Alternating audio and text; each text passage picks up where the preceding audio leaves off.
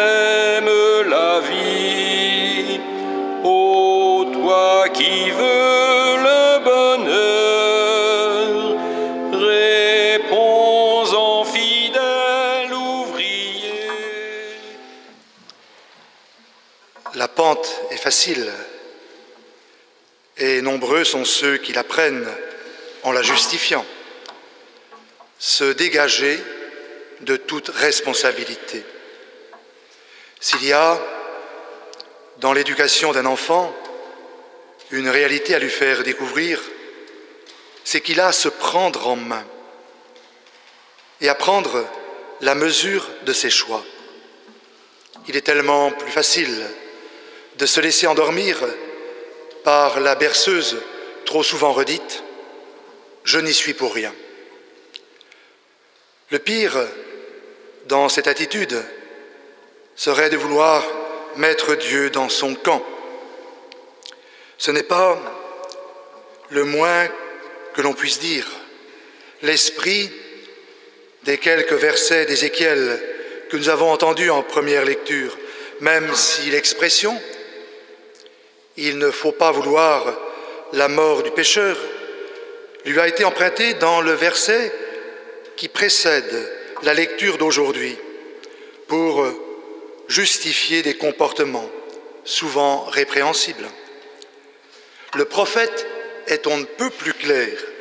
Chaque individu est responsable de sa conduite et doit en répondre tout au long de son existence.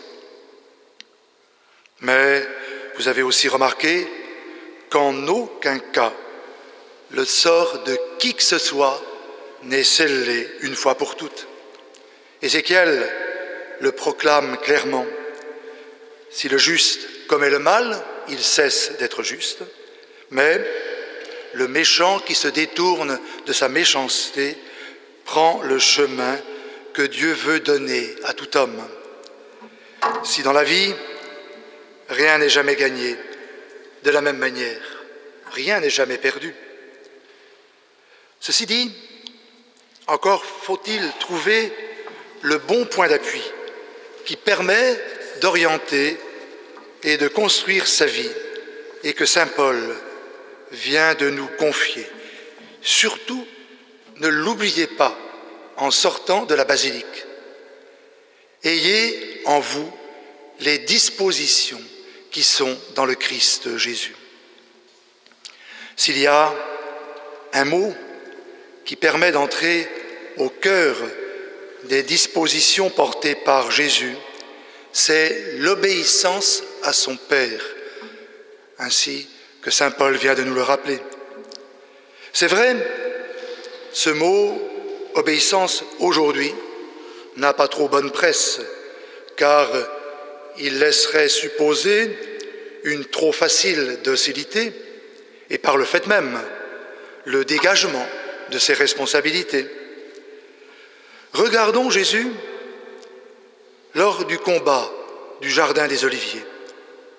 Alors qu'il est au comble de l'angoisse, il prie ainsi son Père. « Mon Père, s'il est possible que cette coupe passe loin de moi, cependant, non pas comme moi je veux, mais comme toi tu veux. » Et à 3 reprises, Jésus refait cette prière. C'est ainsi qu'est justifiée la parole de Paul que nous venons d'entendre. Il s'est abaissé, devenant obéissant jusqu'à la mort et la mort de la croix. En revêtant totalement notre humanité, Jésus n'a jamais perdu sa nature divine, mais il a renoncé à la gloire qui lui est légitimement associée, gloire que lui rend sa résurrection. Et nous sommes là au cœur de la foi chrétienne. La vie, la beauté de la vie, le jaillissement de la vie, c'est dans le don de soi.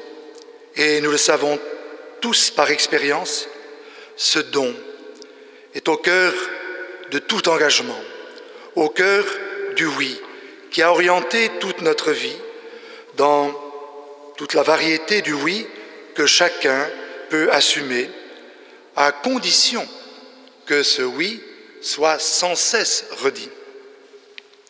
La parole que Jésus adresse aux grands prêtres et aux anciens du peuple en leur demandant « Quel est votre avis ?», c'est à nous qu'elle s'adresse, et à chacun de nous aussi, Jésus dit « Quel est ton avis ?»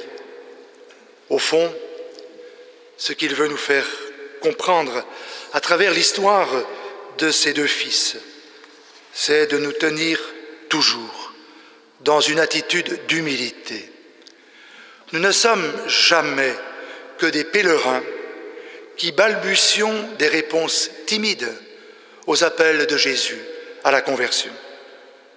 Mais en même temps, soyons confiants. Lorsque notre oui est prononcé dans le sillage de celui du Christ à son Père, il trouvera toujours la force de se dire et de se redire. Ce que nous rappelle la parabole, c'est qu'il y a des oui trop faciles qui n'engagent pas la profondeur de l'être, mais aussi des non qui ne sont pas fermés sur eux-mêmes et qui, dépassés, révèlent la vérité de l'engagement. Au fond, l'obéissance, c'est vivre cette belle demande du psaume de ce dimanche. « Dirige-moi par ta vérité ». L'amour dans la vérité, dont Jésus est le témoin par excellence, est la force essentielle du vrai développement de chacun de nous et de l'humanité tout entière. L'amour n'est pas la pulsion d'un moment, comme voudraient le faire croire trop d'images et de discours véhiculés aujourd'hui. L'amour ne s'enferme pas dans le seul sentiment. L'amour doit empoigner tout l'être et le mettre en mouvement. Ce qui importe pour nous croyants, c'est de faire le lien entre ce que nous croyons et ce que nous faisons. Comme l'a si bien exprimé Montaigne, c'est sans doute une belle harmonie quand le dire et le faire vont ensemble. Et là encore, regardons ce que Jésus a voulu vivre tout au long de son ministère, tout au long de sa vie. Lorsque nous disons notre foi, nous prenons un engagement, celui de vivre à l'exemple de Jésus, avec les dispositions de Jésus, pour reprendre l'expression de saint Paul. Jésus nous interpelle et nous invite à reconnaître et à servir tout homme comme un frère. Chaque visage est une image vivante, un reflet de celui en qui nous croyons. Et les combats que nous menons avec eux et pour eux participent de la victoire de Jésus sur toutes les forces de la mort. Ne jamais désespérer de cette victoire aujourd'hui, c'est une manière de dire notre foi en la résurrection. Nous pouvons faire nôtre ce passage du hymne de la prière des heures. Que Dieu rende vigilants ceux qui chantent le Seigneur, qu'ils ne soient en même temps les complices du malheur où leurs frères sont tenus. Les deux événements célébrés dimanche dernier et aujourd'hui nous tiennent dans la joie et l'action de grâce. À 60 ans de distance, le oui de Franklin lors de son engagement dans le diaconat et le rappel de celui vécu par le père Jean Ruot le jour où il reçut l'ordination sacerdotale sont une lumière pour les oui que tous nous avons à redire chaque matin de notre vie. Car chaque jour est une promesse que Dieu nous fait. Et qu'y a-t-il de plus beau qu'une promesse ? Amen.